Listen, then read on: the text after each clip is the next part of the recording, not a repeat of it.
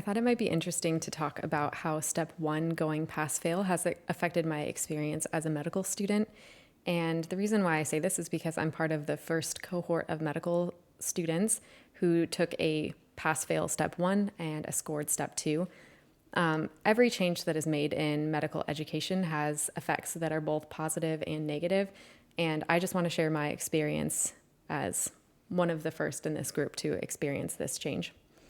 So I think it was in which one did I do? 2022. 2022 is when I took step one and level one.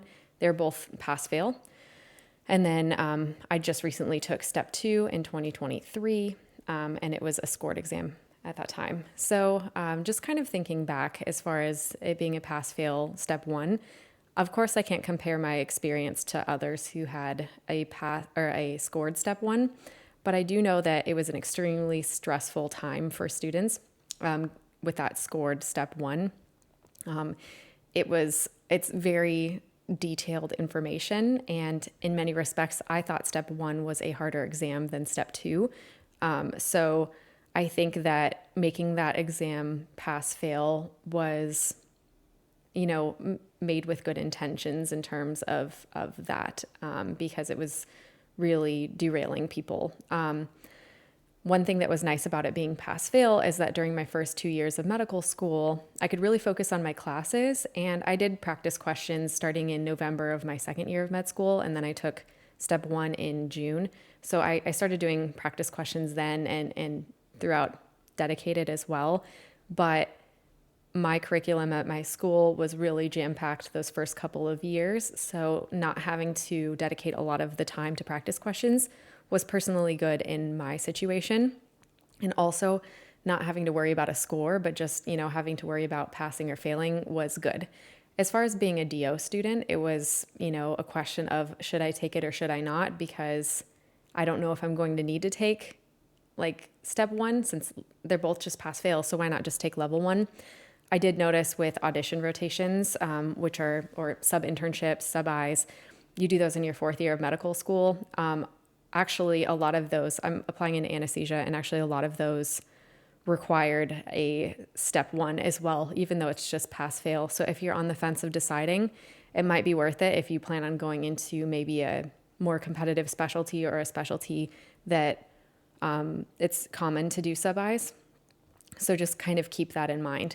Actually, one of the programs I wanted to do a sub-I at actually was requiring a step two score before they would consider you for a sub-I, which I thought was interesting because I didn't even take step two until June, and you don't get your score back until, was it late July? I think it was late July.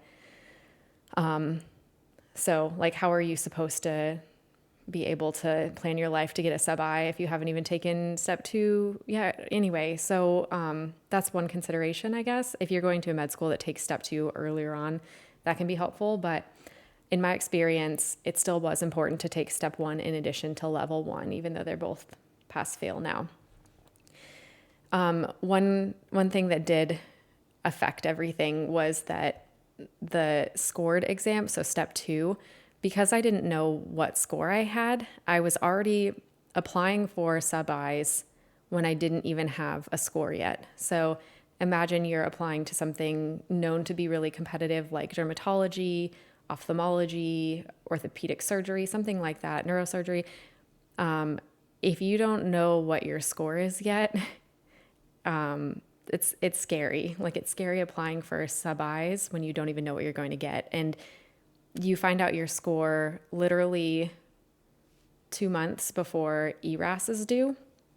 So that doesn't really give you a lot of time to restructure your schedule, change sub-Is. All of the sub-Is are already booked by the time you receive your score back. If you're at more of a traditional medical school, that totally depends on when you actually take your exam. But I found out my score just a couple months before ERAS was due, which is really scary, actually, if you think about it. That's if I hadn't done well, I might have had to have changed things around, redid my personal statement, maybe changed my rotations if I didn't think I had a chance, all of those sorts of things. So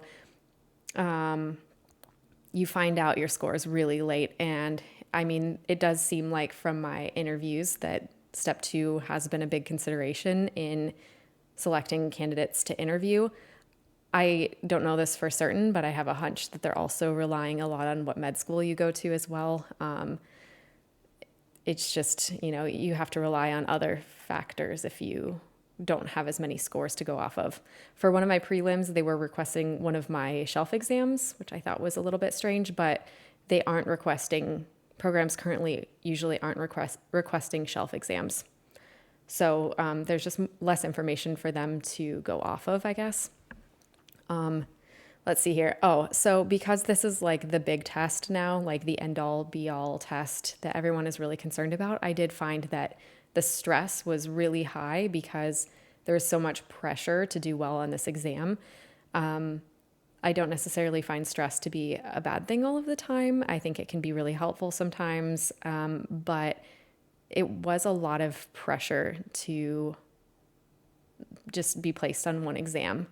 I think if there are other markers, I sort of wish that programs would have access to our shelf exams so that way they could see consistent performance throughout the year and be able to have that in addition to the step 2 score. So that way, if you just had a bad day taking a test, because I do know of like a student that I was rotating with that just had a really bad day, and this person had really good performance on all of their shelf exams, just didn't perform well on step 2. And I think that's too bad because they don't have all of that information. So I think it would be helpful. And I think it would be helpful in terms of kind of lessening the stress of step 2. But yeah, anyway, that's kind of my experience with step 2 being scored and step 1 being pass fail. I feel like it made it more stressful in terms of knowing if I'm a competitive applicant for my given specialty that I'm interested in. And I also felt it was a lot of pressure for one exam. It shifted all of the pressure to one exam versus before step 1 was really, really challenging and a lot of the weight was on that one. But you also had step 2 to sort of reclaim yourself if you didn't perform as high as you wanted on step 1.